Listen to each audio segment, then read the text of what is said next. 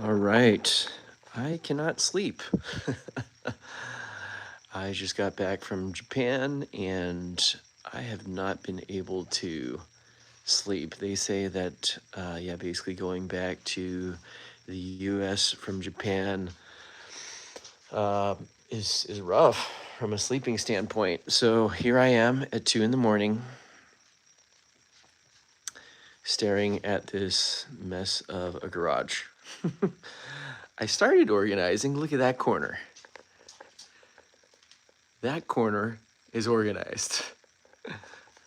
And that is life. You start with just one step, baby steps. You know, you crawl, you walk, and then finally you can run. And just wanted to do a little before shot before I really get down to business, cleaning the Racing2Learn garage and reorganizing it for those fans of the channel and long-term supporters. Thank you.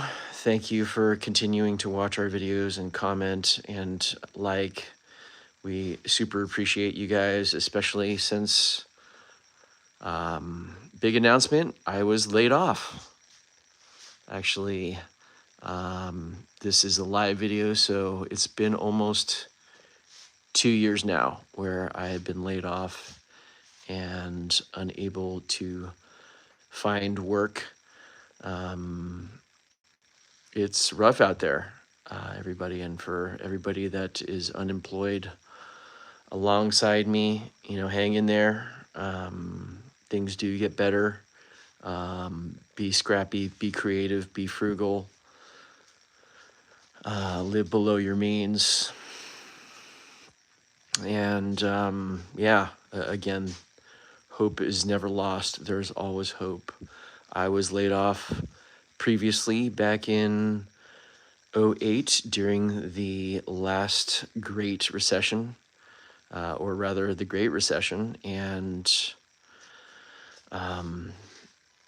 you know, it was tough finding work, but I landed at a company that I loved and was there for 7 years. I only left because, well, I'll go into that in another video. We're here today to talk about the garage and where things stand. You know, I haven't shot a video in a while just because I've been busy with the job search. So, you know, we've been slow to respond with some of the comments as well. So thank you for your patience, everybody.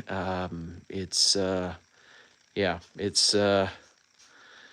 rough out there. It has been rough out there financially. And I'm sure a lot of you are, I hope not a lot of you, but, you know, with the high inflation, with, you know, the whole tariff situation thing, uncertainty, global wars, just how the U.S. has been torn apart. You know, it has really, I would say, shaken a lot of folks down to our core, which sometimes isn't a bad thing. You know, sometimes you just got to get back to basics, and that's kind of what we're doing here with the garage. You know, here is our faithful RX-7 for those longtime fans of the channel. This is probably what started it all, at least in my adult life. You know, this is the car that I bought straight out of college. I got it for $650 as a with a blown motor. It was all white at the time. It was clean titled, in good condition. Amber, thank you for that comment there and that support. Appreciate it. yeah, I bought this with a blown engine for $650. Can you believe that? And it was super clean title, all white. And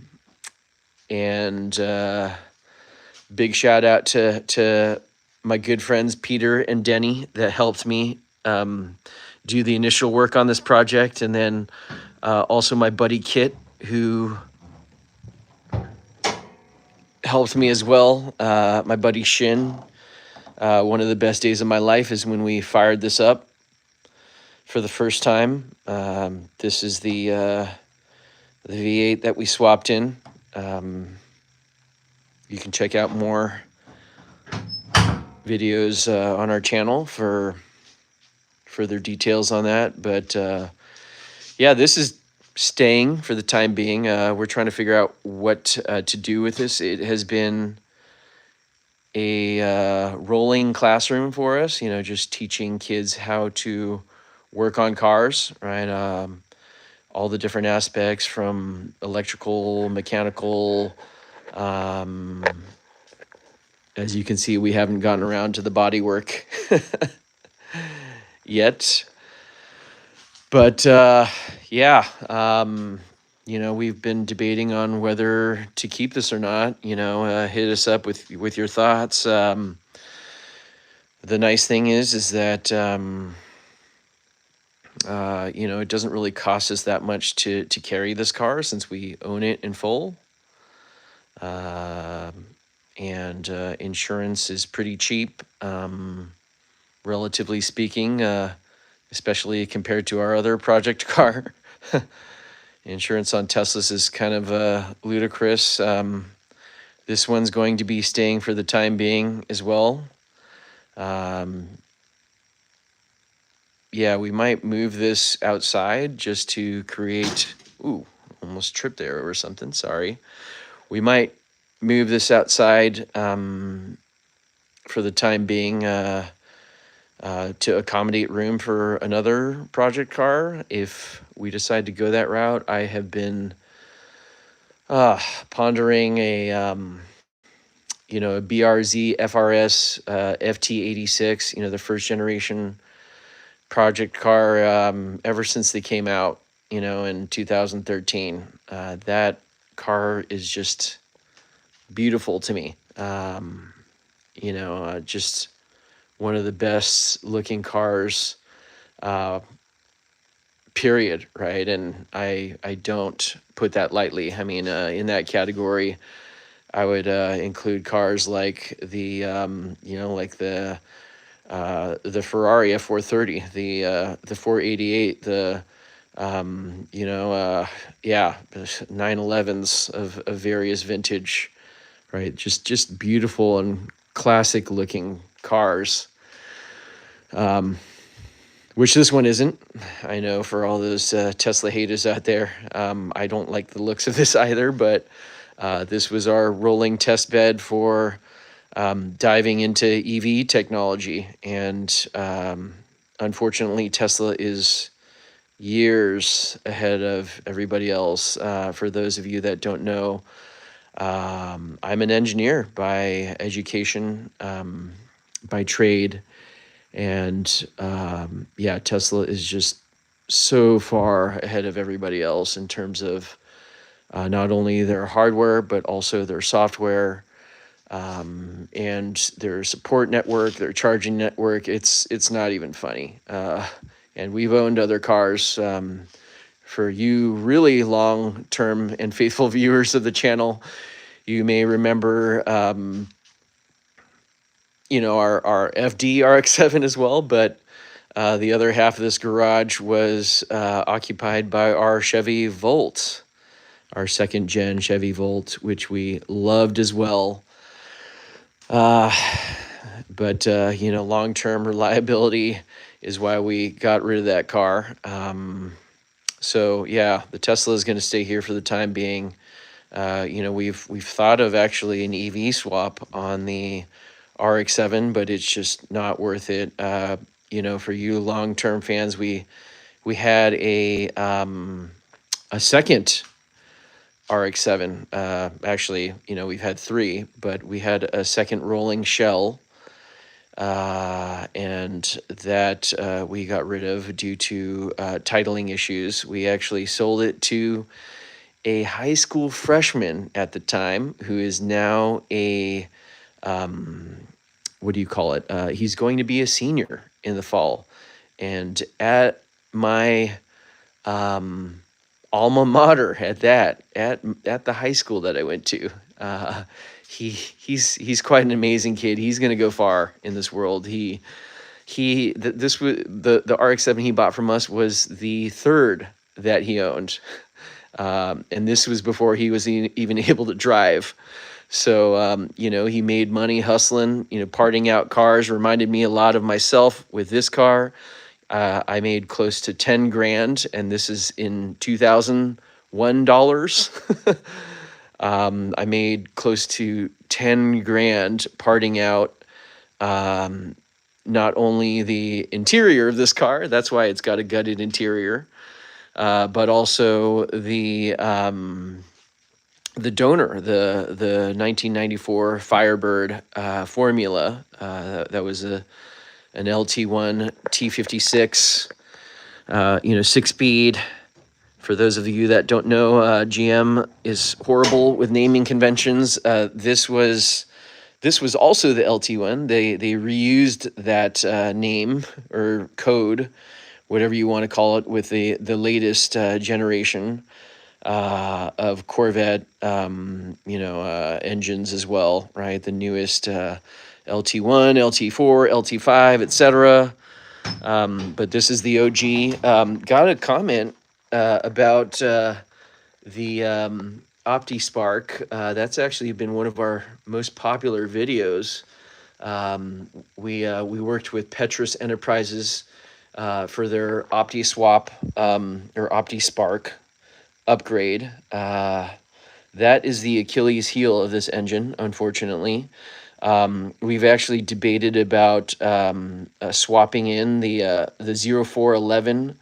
I don't know if that's how people refer to it, or 411, or 411 ECU, or power PCM, whatever terminology you prefer, ECU, PCM, basically the engine control computer, right? The computer that controls the engine. One of the guys on YouTube, he pioneered this, was actually taking the new style Vortec, or newer Vortec. I shouldn't say new style because it's like old by now, but basically the Vortec ECU, the ECU used for some of the Vortec V8 engines, and adopting it to this engine to remove that OptiSpark that you can't even see because it's buried behind that water pump, which is frankly one of the worst engineering designs of all time that I did not know about prior to purchasing the 94 Firebird formula that was the donor. But that's all I could afford at the time, having just graduated from college. I couldn't afford an LS engine at the time. This is 2000, right? So LSs were pretty much brand spanking new, or I shouldn't say brand spanking new because they came out in 97 with the Corvette, but they were way out of my price range as a newly minted college grad, with a job that didn't pay too well during another recession. The .com bubble had burst, and anyways, I'm gonna lower this hood because it's getting heavy. Even this hood, every part of the car has its memories, right? And that's part of the reasons I'm so reluctant to get rid of this car. It's there's just so many good memories. Working on this with my buddies, making new relationships and friends that I still keep in touch with to this day. Just so many good memories. And that's why we keep this turd around, and I keep polishing this turd. I often ask myself why. I mean, since buying this back in 2018, for those of you that haven't seen some of our other videos, I'll go into some backstory around that. Yeah, you know, the reason I sold this car back in 2014 was because I wanted to get an FD that I had spotted on the forums. Super clean 94 RX-7 third and final gen, and you know, all black on black, super clean, and man, I just missed that car. I totally regret selling it. But you know, essentially what happened at the time was my daughter was born, and the car just sat in my garage, and it stank up the garage because it it didn't have an evap canister. For those of you that don't know what an evap canister is, it's that guy over there, that black cylinder. The guy that previously owned my FD removed that, so the whole garage here smelled like gasoline. And I would have to crack open the garage like it's cracked open now, you know, just to let in fresh air and, you know, not not kill all my brain cells with gasoline fumes. So yeah, where was I? Basically, you know, I sold that car because my daughter was born, and it just sat. Actually, I sold to my good buddy Peter. For those of you guys that have seen the LS3 powered 911, that's another one of our most popular videos. That's Peter's car. Peter helped me swap in the Turbo 2 differential that is in, what do we call this? It's been called Project 7 or the Harlequin 7. But yeah, Peter, good friend of mine from college, mechanical engineer at Boeing, he helped me pull the old crappy open differential out of this RX-7. It's a GXL, so it had an open diff, not a limited slip diff, and we swapped in a clutch style Turbo 2 diff from the S4 RX-7. For those of you that don't know, that was the 86 through 88 RX-7 was signified as the S4 versus this one is an S5 because it's a 90. So 89 through 91, 92-ish. You know, it depends on where you are in the world. They kept selling this until the FD came out in 93 or 92. Again, 92 in Japan. But yeah, Peter helped me throw in the differential, and the axles, upgrading this to a two-way clutch type limited slip that I had bought off another guy on the forums, Mark, Mark, who's still in the V8 RX-7 game. He's another guy, another character I met.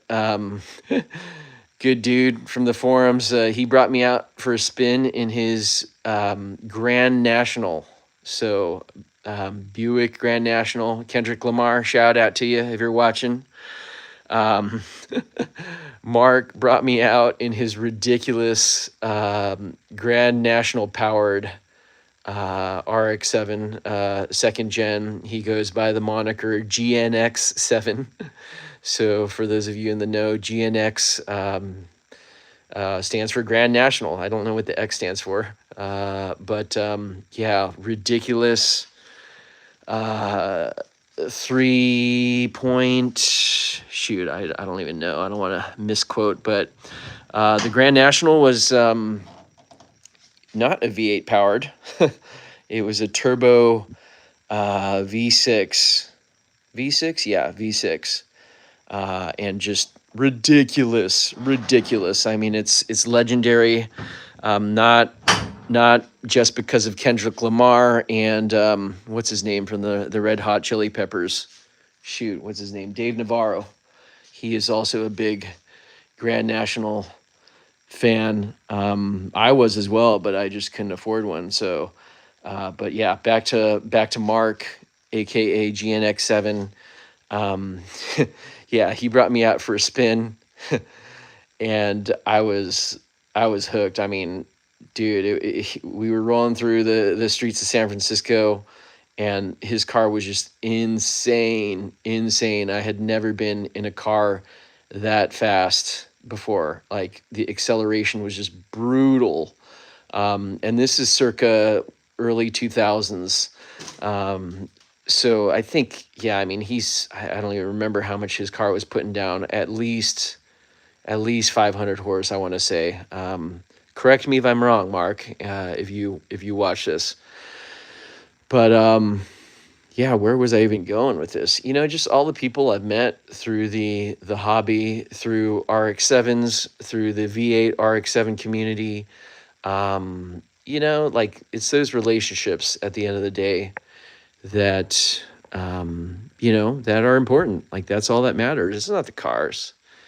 It's not the money. It's not whatever, the fame, the infamy, the prestige. It's all about the relationships, right? It's about the people, the friends you make. I mean, I've met so many cool people, just talking shop. Like my current one of my current car clubs, online Facebook group. I recently met some of the folks for the first time up at Alice's. For those of you in the Bay, common car hunting spot, meetup spot for enthusiasts of all sorts, right? Every flavor, every color, race, creed, socioeconomic status. Anyways, most of these other guys and gals drive very nice cars like, Ferraris, Porsches, Lambos, McLarens, NSXs, you name it, right? But yeah, I was just, like I was telling my story to some of them, and they wanted to see the car. And when I run on the street, I these fenders aren't affixed yet, nor is this bumper. None of this is bolted in. It's just resting there so that it doesn't it doesn't take up space in the garage. Yeah, Grundy and I spoke with Grundy today, and also Haggerty, and they both were not interested in insuring this car. I didn't know, but they basically, if you have a project car, they want it to be 80% complete. And I was like, define 80%. It's running. But then they also said, I've got to send them pictures, also of the interior. And I told the very nice ladies, service people, I don't know, whatever they're called at Grundy and Haggerty. I had two wonderful conversations, super nice people. Unfortunately, and car enthusiasts at that. And unfortunately, they wouldn't insure Teslas for us. Neither of them insure Teslas or EVs. I didn't know that until today's calls. Even though online their systems accepted this car, but when I called, I was getting weird errors on their websites, like saying, you hit an error, you can't move further, you need to call And I guess that was not because of this car, but because of this car. And so none of them will insure Teslas. And unfortunately, that is our only decent looking car. Like, they want show quality cars. And then I was like, well, define show for me. What do you mean by show quality? Like, are we talking like cars and coffee? Are we talking concours? Like, are we talking sideshow? For those of you in the Bay, you know that really well. Shout out to the Bay. But you know, uh, yeah, I was like, define show for me. And both of them said, well, the paint needs to be pretty good, which ours clearly isn't. God bless her soul. Like, the lady from Haggerty was super, super nice. Like, we talked for like half an hour. Like, she worked at Haggerty because her dad, well, I don't know. She can correct me. Nancy, if you're watching, correct me if I'm wrong. I don't want to misquote you, but basically, yeah, like her whole family, brothers, father, they're avid car nuts. And she didn't say if she was, but I'm assuming so, since she works at Haggerty. But yeah, like, she was just super nice to me. Really took the time to explain everything. I told her our situation as a nonprofit, and how we have these two project cars. She was like, nope, Tesla ain't gonna fly. RX-7, she asked me, like, what was an engine swap? So that was cool. Like, they were even willing to deal with the engine swap. They asked me if I had NOS on it. I don't. I was like, hey, is it cool if we, because right now both of these cars are under my insurance. I need to figure that out, because, nonprofit insurance, all that sort of stuff, it's funky because the cars are, still titled under me. They are under LLC, but, I am my wife and I are the sole owners. So yeah, are there any lawyers out there that can help us figure this out? I'm gonna ask I'm gonna ask Chat GPT and Claude and Gemini, etc., as well. Actually, even this morning during my insomnia, I was researching surety bonds. I hope I'm pronouncing that correctly, but surety bonds, for any of y'all out there, I was thinking of, like, hey, can we just self-insure? So evidently in California, you can self-insure. It's I don't want to call it self-insurance because, as I learned, basically, and it was crazy because it used to be you only had to have a $35,000 surety bond.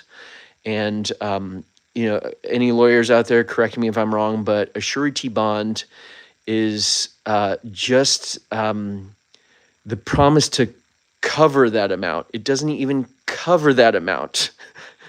So, like, a $35,000 surety bond, right? Basically, it's just saying, hey, I have the ability to cover this amount, or I've been given the ability to cover this amount, but I'm still liable. Like, if anything happens, I still have to eventually pay that amount. So it doesn't really make sense for us. Yeah, our financials as a nonprofit are not that strong. I'm guessing you would have to be in the millions. So, Zuckerberg, Larry Ellison, Larry Page, Jeff Bezos, if any of y'all are watching, apologies to any billionaires I left off that list. Warren Buffett, if any of you guys are watching and want to donate to us at Racing2Learn, please reach out so we can self-insure. Or, Warren Buffett, you own Geico, holla at me, insure us. Actually, wait, Progressive, Who owns? No, Geico is not owned by. Buffett owns Geico, but not Progressive. I should get a quote from Geico. Anyways, yeah, where was I? I just totally lost my train of thought. I am just rambling now. So apologies once again. I'm like pseudo drunk, not because of any alcohol, but because I am like running off of so little sleep since our return from Japan. Keep an eye out for our Japan videos. We're working on editing those. Also, yeah, if there are any video editors out there, I am soliciting. We can pay you. I have like 2 years worth of video that we've shot. That's, like basically since I got laid off, I have not been able to edit. And that's why I'm doing this live. I'm going to give this live a shot. We got 26 people watching right now. Hopefully that goes up. I don't know how live works because I've only done one broadcast and I've only earned a pity 1 cent. 1 cent. We're actually going to do another video on that. Just, how we've done as a YouTube channel over the years. We've been at it since 2018 now, y'all. Can you believe that? 2018, like 7 years of doing this. And guess how much we made? I'm going to solicit comments for that. But I'll give you one hint. It's more than $1,000. But over 7 years, yeah, that's not too impressive. Then again, I did have a full-time job as a working software engineer. So yeah, that is no longer the case. So anybody out there, if you're hiring, holla at me. Software engineer, data specialist, databases, data warehouses, SQL. I built SQL engines. I did sales engineering, sales consulting, solution architecture, pre-sales, whatever you want to call it. I did implementation work as well in software, in data visualization, big data before it was even called that. Yeah, so if you're looking for a data-driven software engineer, AI is all the rage now, but I've definitely been feeling some ageism now that I'm in my mid to late 40s. So yeah, definitely not feeling the love out there in terms of corporate America trying to hire somebody like me. So yeah, I'll talk about it more in future videos, but yeah, I got laid off. Shoot, when was it? Late 2023. The company that I worked for, like I knew my head was on the chopping block since 2018. Actually, I shouldn't say since 2018, but yeah, I live here in the Bay. I'm expensive, right? Cost of living here is ridiculous. For those of you that don't know, that's why I have to drive a heap like this because our mortgages are ridiculous. Median home price is well over $1 million, and that's for a piece of junk like that would be like 300 to 500,000 anywhere else in the U.S. It's preposterous. This is for like an 1,100 square foot 3-bedroom 2-bath is like $2 million in any sort of decent area. So yeah, it's quite ridiculous. So we are house poor out here. And that's why we work on heaps like this, unless you're ultra wealthy, like the aforementioned, Zuckerbergs and Larry Pages and Sergey Brin's in the area. Elon Musk has moved. So, yeah, even that, right? A lot of controversy recently from Mr. Musk, you know. Fortunately, my car hasn't been vandalized yet, probably because we barely drive it. But yeah, a lot of scary stuff going on there, you know, like seeing those cyber trucks being vandalized and burned, and, you know, spray painted. That's just not cool. You know, that is not cool. I mean, despite Mr. Musk's political affiliations and, you know, homie's on the spectrum. Like, he is on the spectrum. Like, he does not think like normal people do, and that's why he was able to bring Tesla back from the brink, like it was, right? Like, it was really the Model 3 that saved Tesla.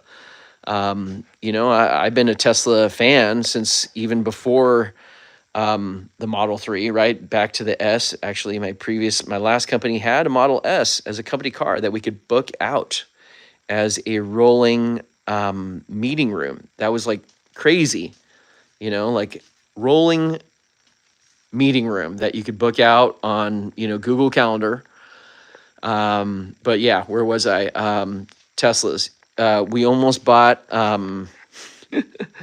YouTube co-founder Chad Hurley's Tesla Roadster for $30,000, $32,000 from a Google employee that had bought it from him.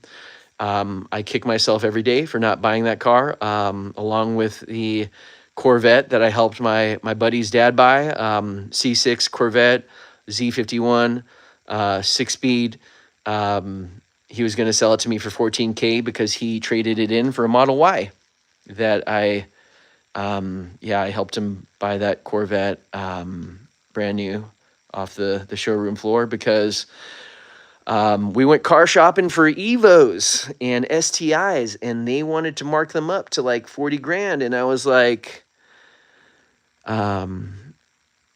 is my buddy Ben. I was like,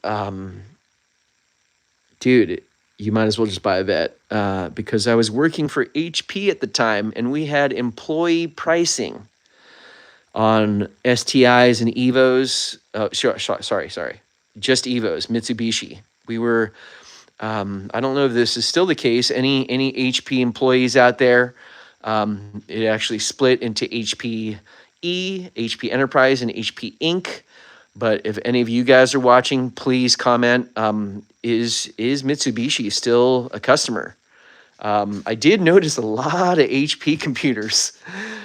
You know, like when I was in Japan, like all the hotels that we stayed at, like they were all using HP computers. I was like shocked. But then when I was on the trains and stuff like that, the Shinkansens, I saw a lot of Lenovo's. I'm not sure what y'all use in Japan. Any Japanese fans out there? Tell me what the top. I could probably ask ChatGPT too what the top laptop brands are. But I digress. That's how I think. I'm like scatterbrained all over the place, and you know that's just me. Million miles a minute. And so is my mouth. For the 8 people still watching live, thank you for hanging on.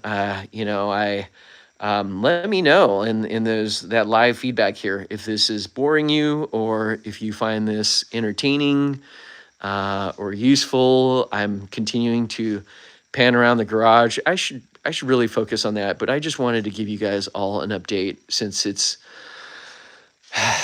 been a rough season of life, you know. Yeah, it's been rough. Definitely a lot of highs, a lot of lows.